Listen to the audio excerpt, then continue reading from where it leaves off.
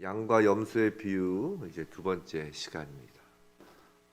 어저께는 마지막 때 성도가 처해야 할 위치, 자리라고 해서 태초부터 택함 받은 성도가 양이다 라는 이야기를 했습니다. 오늘 양과 염소의 이 비유의 핵심은 사실 가난하고 궁핍한 불쌍한 사람들을 도우라라는 어떤 교훈적, 도덕적 어떤 삶의 방침을 예수님이 말씀하신 것이기도 하면서도 사실 그것보다 이 양과 염소의 비유의 핵심은 우리와 예수님과의 관계에 관한 것입니다. 그래서 예수님은 양과 염소를 나누시고 이 양에 대해서 오늘 말씀하시면서 35절에서 보시면 35절 읽어보면 내가 줄일 때에 너희가 먹을 것을 주었고 목마를 때 내가 목마를 때 마시게 하였고 내가 나그네 되었을 때 영접하였고 너희가 이렇게 말씀하시는 겁니다. 지금 무슨 말씀이냐면 35절에서 내가와 너희를 언급하시는 것입니다. 34절에서 보면 임금의 오른편에 앉은 자들에게 나와라고 하십니다. 34절 한번 읽어볼까? 34절 그때 임금이 그 오른편에 있는 자들에게 이르시되 내 아버지께 복받을 자들이여 나와 너희를 위하여 예비된 나라를 상속받으라. 상세로부터 나와라고요. 35절에서 내가 너희 또 34절에서 나와라고 하십니다. 무슨 말이냐면 임금의 오른편으로 나뉘어졌던 그 양들은 주님 앞으로 나아오는 존재인 것입니다. 주님과 관계를 맺은 존재인 것입니다. 나와 너 1인칭과 2인칭으로만 정해지는 관계이고 3인칭이 없는 관계입니다. 중간에 끼어들 3인칭이 없는 거예요. 1인칭과 2인칭으로만 정해지는 관계입니다. 성도 여러분, 예수님은 2000년 전에 역사적 사실로서 이 땅에 초림하셨습니다. 그리고 마지막 때에 또한 역사적 사실로서 모든 천사들과 함께 영광 중에 재림하실 것입니다. 이건 추상적이거나 환상적인 것이 아니라 실제적이고 역사적인 사건입니다. 그렇다면 그 초림과 재림 사이에서 예수님과 우리는 어떻게 관계를 맺을 수 있는지 그것에 대하여 주님이 오늘 가르쳐 주시는 것입니다. 주님은 지금 이곳에 안 계신 것이 아니라 여전히 계시는데 이 초림과 재림 사이에서는 가난하고 궁핍한 자들과 주님을 동일시하는 방법으로 이 땅에 계시는 것입니다.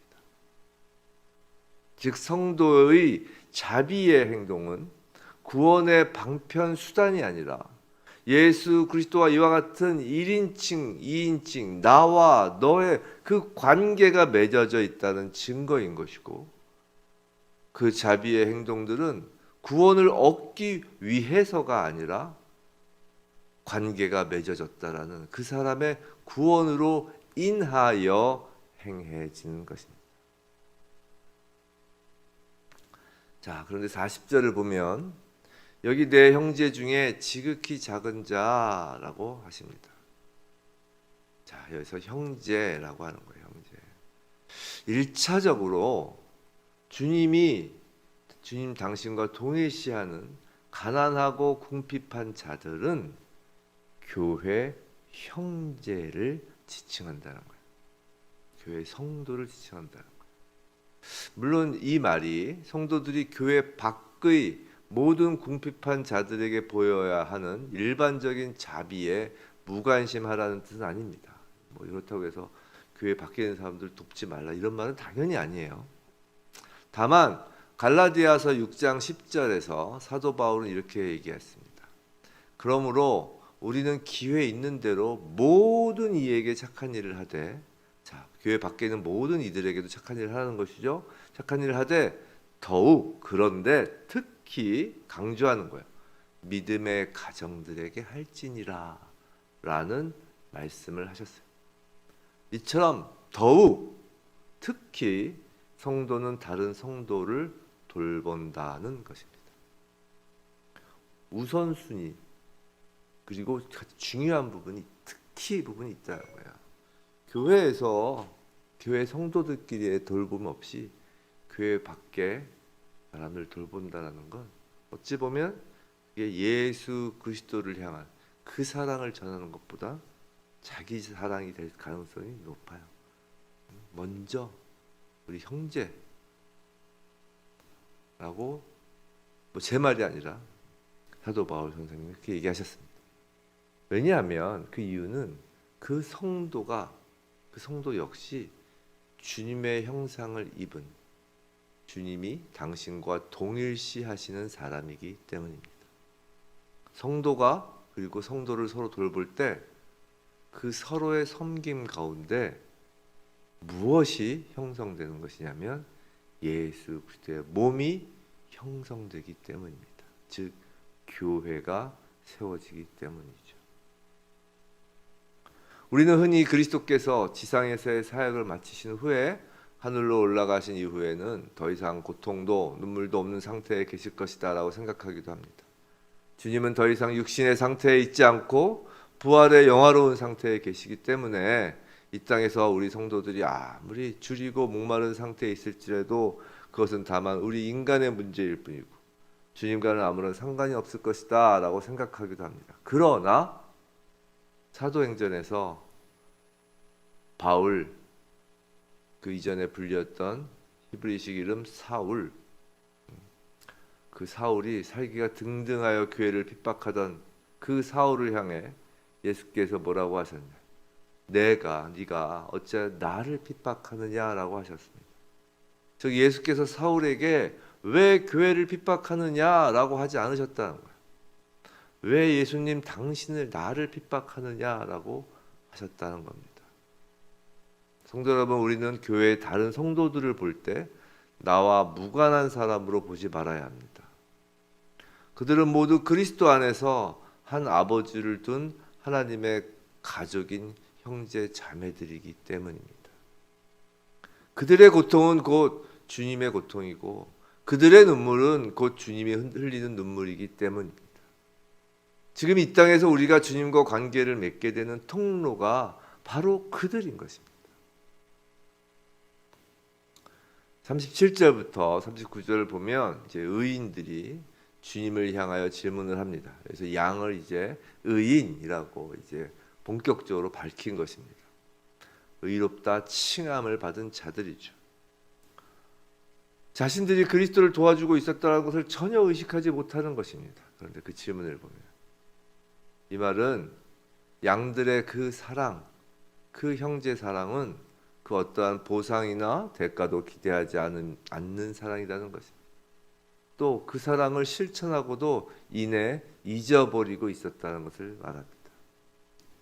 성도 여러분, 세상에는 많은 사랑이 있는 것처럼 보이지만 실상 그 내면과 동기를 들여다보면 진실한 사랑이라고 부를 수 있는 것들은 참 드뭅니다. 얼마 전에 이제 갑작스러운 폭우로 많은 사람들이 고통을 겪고 있었었죠. 지금도 고통을 겪고 있죠. 근데 이럴 때 항상 나타나는 분들이 계세요. 정치인들은 항상 나타나시죠, 현장에. 그리고 항상 사람들 비판의 대상이 되곤 합니다. 그걸 자꾸 반복하시는지 잘 모르겠어요. 항상 나타나세요. 그리고 항상 비판을 받으세요. 자, 수해 현장에 나타나서 항상 야단법석을 떨죠. 봉사한답시고 땀 흘리는 모습도 보여주면서 진정성이 있다고 해요. 그런데 늘 따라다니는 것 취재하는 수많은 기자들입니다. 그들의 정치적 목적은 이해할 만하죠. 충분히 이해합니다. 그때가 아니면 언제 그렇게 기자들 앞에서 서겠습니까? 그러나 그것을 두고 사랑이라고 하진 않는 것입니다. 성도의 사랑은 그 어떤 보상이나 대가를 바라는 타산적인, 계산적인 마음이 아니라 성령과 진리에서 우러나오는 자연스러운 마음입니다. 자연스러운 것이기에 희생을 하고도 나중에는 그 자체마저도 잊어버리는 것이죠. 그런데 이 마지막 때를 지금 예수님이 말씀하시는 거예요. 마지막 때. 이 마지막 때 이 말씀을 계속 이것을 정말 마지막으로 감람산 강화가 끝나는데 이 마지막 때 이 말씀을 하신 이유는 마지막 때에 가까이 다가올수록 성도의 사랑, 무조건적이고 이타적인 사랑은 눈에 띄게 줄어들 것이기 때문입니다. 가난한 자들을 향하여 긍휼한 마음이 아니라 마지막 때에는 그들을 향하여 게으른 낙오자라고 손가락질하는 사람이 늘어날 것입니다. 교회 안에서도 세상적인 성공과 실패를 기준으로 높은 벽이 세워질 것입니다. 마지막 때엔 말이죠. 마지막 때에는 경쟁과 이전 투구가 극심해지면서 세상에 뛰쳐나가 돈 버는 일에만 혈안이 되어 있을 것입니다. 마지막 때에는 말이죠. 마지막 때에는 소명으로서의 일이 아니라 먹고 살기 위해서 그리고 더 많은 재물과 더 높은 지위를 위해서 일을 할 것입니다.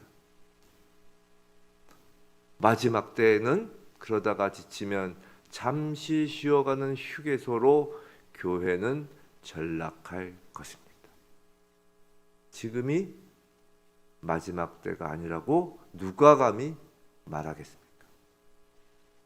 성도 여러분, 분명 예수를 믿고 성령이 내주하여 우리는 양인데, 염소가 아니고 양인데 왜 이렇게 마지막 때에 사랑 없이 살아가고 있을까요? 우리는 예수님을 향하여 사랑한다고 고백합니다. 그런데 정말로 사랑하는지 이 시간 한번 돌아보길 원합니다. 정말 교회에서 다른 성도를 사랑하나요? 가정에서 가족을 사랑하나요? 일터에서 동료들을, 학교에서 친구들을 정말 사랑하나요? 정말 예수를 사랑한다고 말할 수 있나요? 주님 앞에 나와 기도하며 사랑합니다, 주여 사랑합니다 라고 입술로 말할 수 있지만 정말 내 안에 그 사랑이 있나요? 주님과 사랑의 관계를 맺고 있나요? 오늘 주님은 사실 그 질문을 양들에게 던지시는 것입니다. 부활하셔서 베드로에게 3번 질문하신 그 질문입니다. 내가 나를 사랑하느냐? 내가 나를 사랑하느냐? 내가 나를 사랑하느냐? 내가 나를. 1인칭과 2인칭만 있을 뿐입니다. 부디 마지막 때 더욱 사망으로 치닫는 이 세상의 흐름 속에서 주님을 향한 솔직한 사랑으로 우리가 모두 양임을 증거하며 천국의 유산을 받는 자들이 우리 모두이기를 주님의 이름으로 축원합니다.